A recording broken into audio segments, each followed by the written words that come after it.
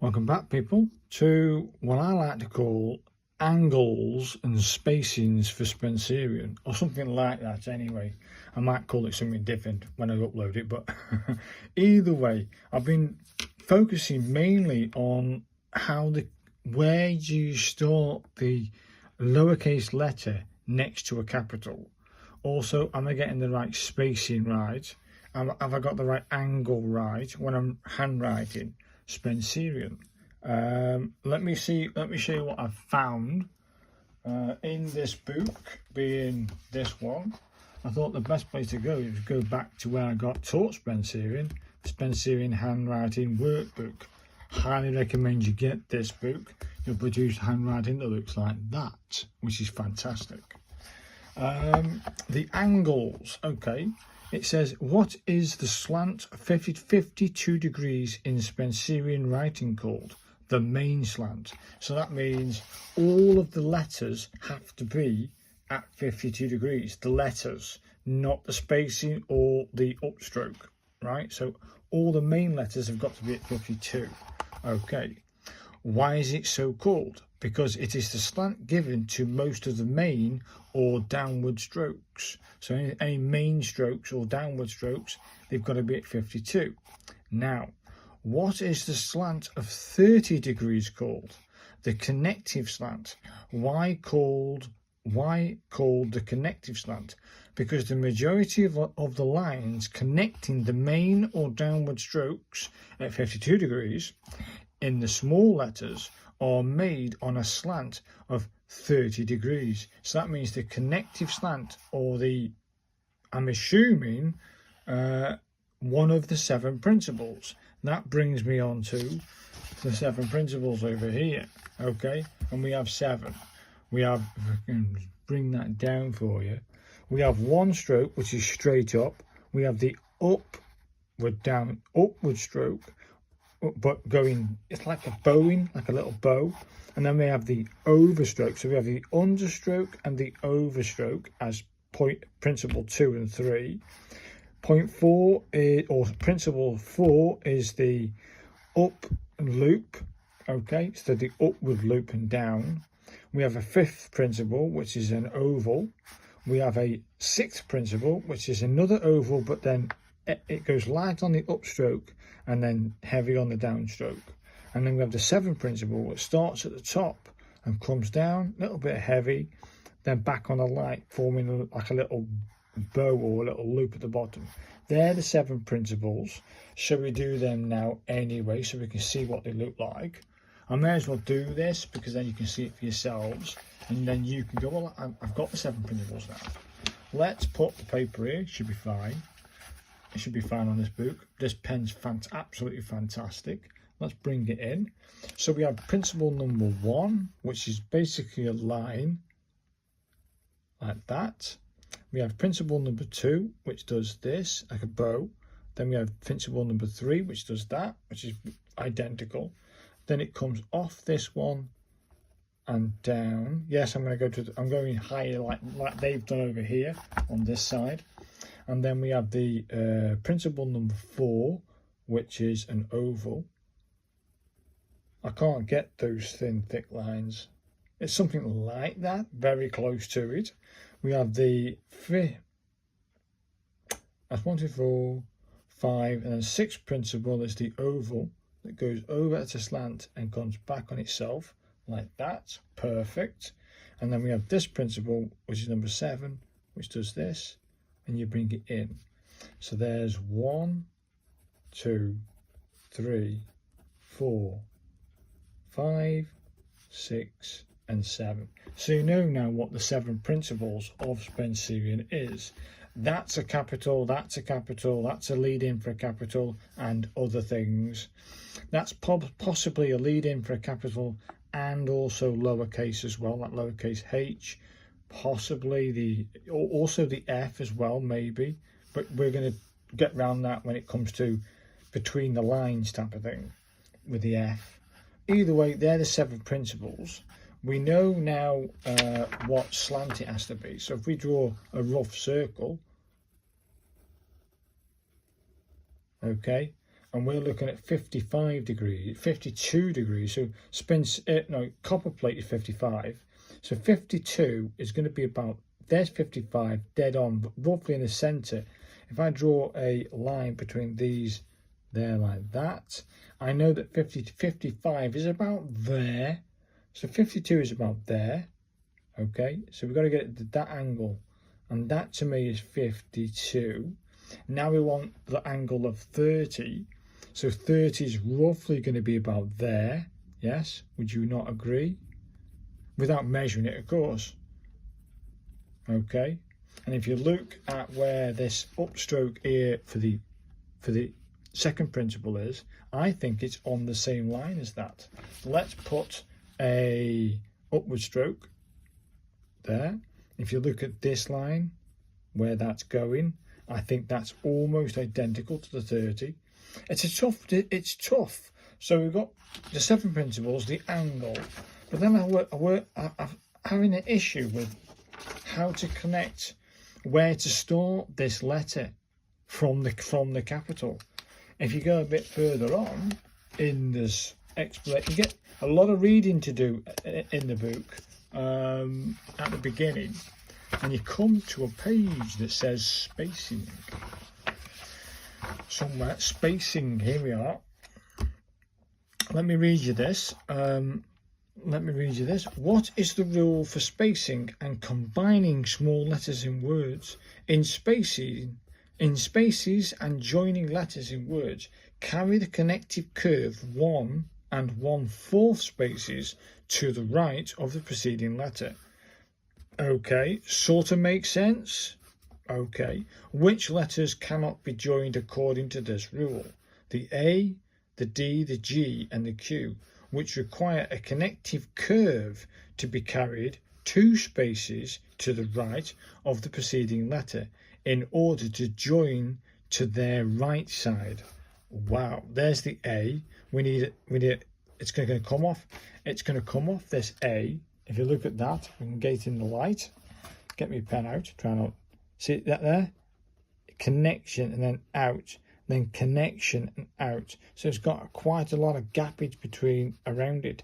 It's what I'm working with right now, and we may as well stay there because it says when a word begins with a capital letter which does not join to small letters, what is the rule for spacing?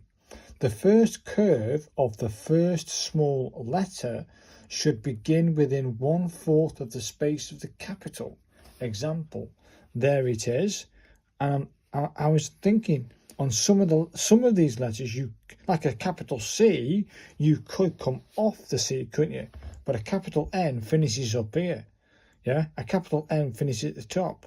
You're not going to come back. You're not going to draw your pen back, are you? You're going to have to lift your pen off the paper to create the N, the next letter being UN.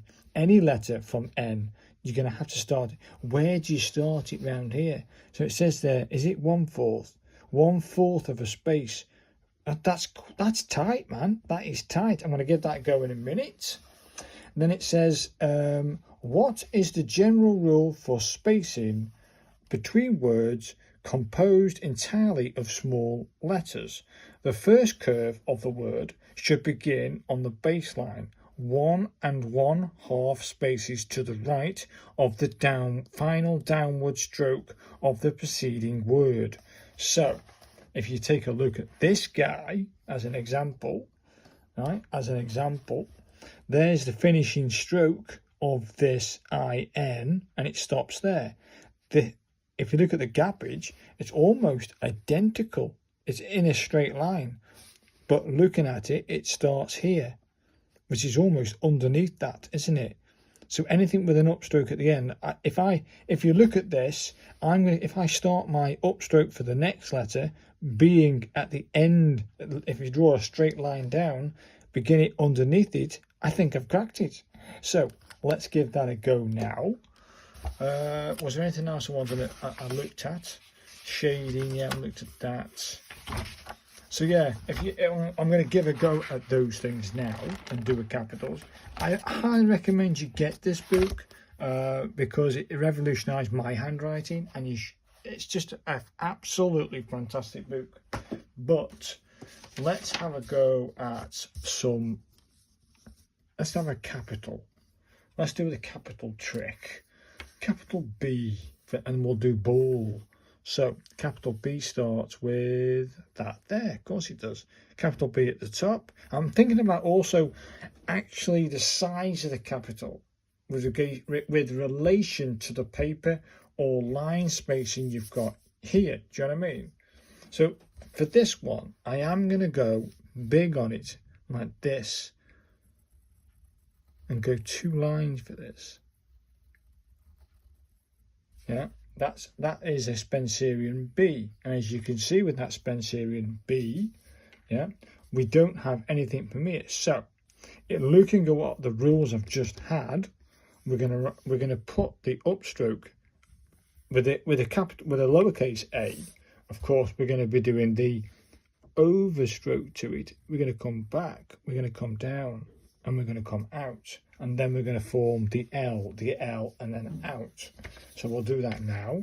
Hopefully I'm going to try and get it as close to this line but not touching. And that's my tactic. So I'm going to come off this, form an A, form an L, form an L, and out. And that's ball, Spencerian ball. I think this gappage, I'll bring it back up, this gappage is wrong. Do you know what I mean? I don't know. It's a tough call. Do it again. Let's try again. So we're going to come at the top, come around, form a little hole, come around. Okay, that's even better. Be that one. This time round, I'm going to take it to the top of the line. Okay, and see what that looks like.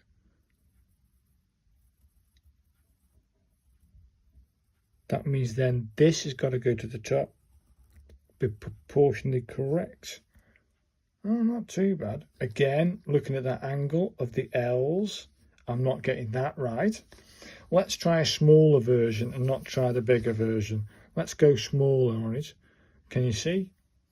Only just. Let's try again with this same tactic. This time around I'm going to do this one instead. Okay. I'm going to go halfway for this.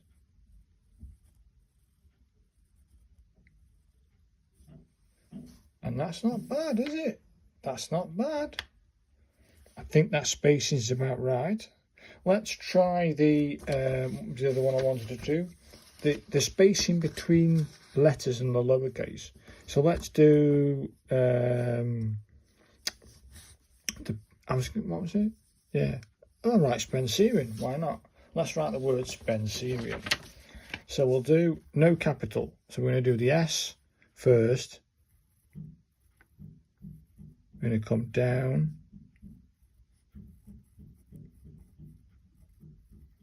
Is it I? No, it's in C-E-R. I-A. Try and get the right spelling. I'm going to try my best to make sure that my letters with this paper is halfway. That's what that's what I was trying to practice here. Do you know what I mean? Without the pressure of the video. Let's try again. Let's try again. Try and keep it halfway. Okay. But also you're also in your head. You've got to get that spacing right so it looks right. That's not bad actually. That's not bad. If you look, draw a line across the top of the letters, that is half, isn't it? That is half of that line, as you can see. Perfect. I've got it. It's tough. It's a tough call. But also you've got to think about this 52 degrees. Let's turn the paper that way, and for you it will look like, if I can get it right. Now I'll just do it like this, then it won't hurt. I'm going to turn this paper all round, so I'm going to try and do it at 52. I think that's 52.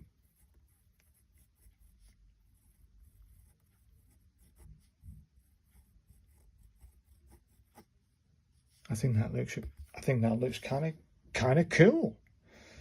This pen is actually quite nice. It's almost a perfection pen, but I think I like that.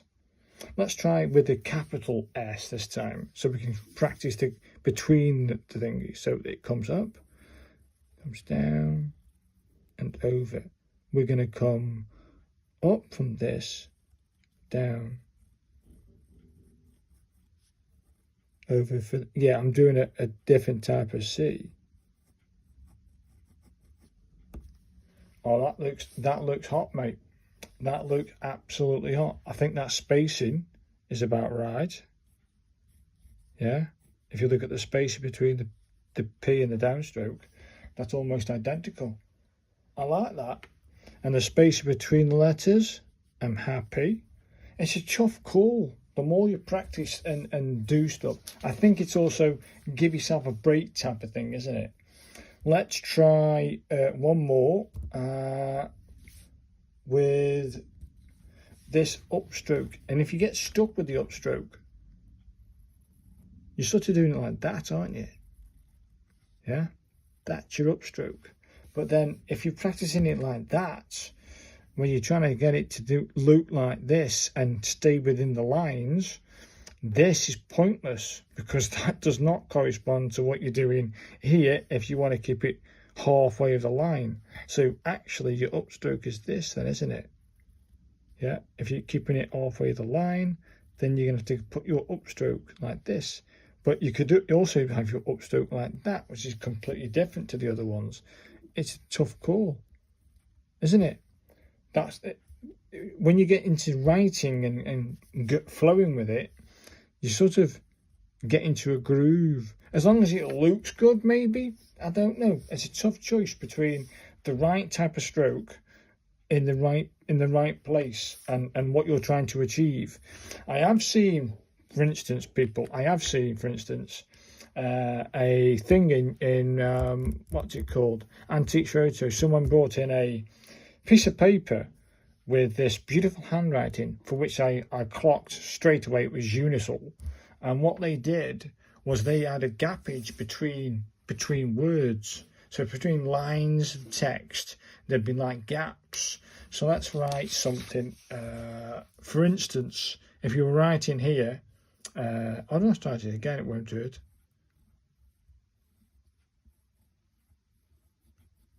Yeah, I'm going to rush this, people.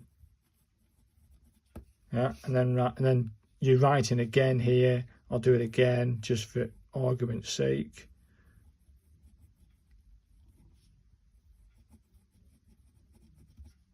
I'm writing this very quick, because then you got this downward stroke here.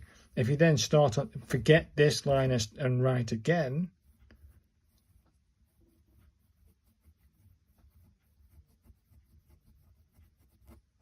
very nice. Then you're leaving the text to breathe. Do you know what I mean? You're leaving this gappage here, which is fantastic, and you're letting the text breathe. Otherwise, I'll get my book out. Where are we? Here he is. If I get this out, my Spencerian like storybook, it gets all, there's my stories. It looks like that, do you know what I mean? It's all in, it sort of mingles together. It goes all to one thing. It looks like a block. Like this, you can see that some of this text, some of the downstrokes for this has ran into the one below. Yeah, this of has run into briefing or something, like morning briefing. Yeah, that F has run into this, which you can't really see, but you can see that it's run into this. But then isn't that a waste of paper? I was trying to get round that problem by the descenders and ascenders problem that I sort of fixed before, which is going halfway the line. But when you start talking, getting stuck into Spencerian and looking at the different things, I'm trying to find a solution to spacing, angle, and the focus you have to have is phenomenal. But if you just relax, when I relax and do things, I produce work that looks like that, which is absolutely fantastic in my view. Hopefully this has helped you in some way of the 7 principles, the angle that you need, and also spacing between and the gappage between a capital and a lowercase, for which I think I've covered. I did an all right kind of job. I played with it. I think I might stay within the line, of course. And then also I'm looking at how to build it. I might build a template specifically for this and not do it on line paper, so that you have this nice big spacing. Let the letters have and the words for that line have a breathing space. Do you know what I mean? So hopefully people you found this entertaining, and if you've got any tips on connections, on the size of the letters, or even building the template for Spencerian, please let me know. I think that's what I think I need to do next, is build a Spencerian template so that I can write it on decent paper. And I might even use the dip pen for that, do you know what I mean? So we've got a spacing, because that Unisol text on Antiques, I think it was like the Magna Carta or something like that, a version of it, or the Doomsday paper, whatever it looked absolutely fantastic to look at, and it was all Unisol with that special D that goes across, you know what I mean, that comes down and over. So I knew it was Unisol. So, and it looked good. So could we apply that sort of technique and spacing to Spencerian? Oh well, I'm going to find out, people. And if I find out, you're going to get to see it. So hopefully, people, you've enjoyed this one, and I'll see you in the next one. Thanks, guys.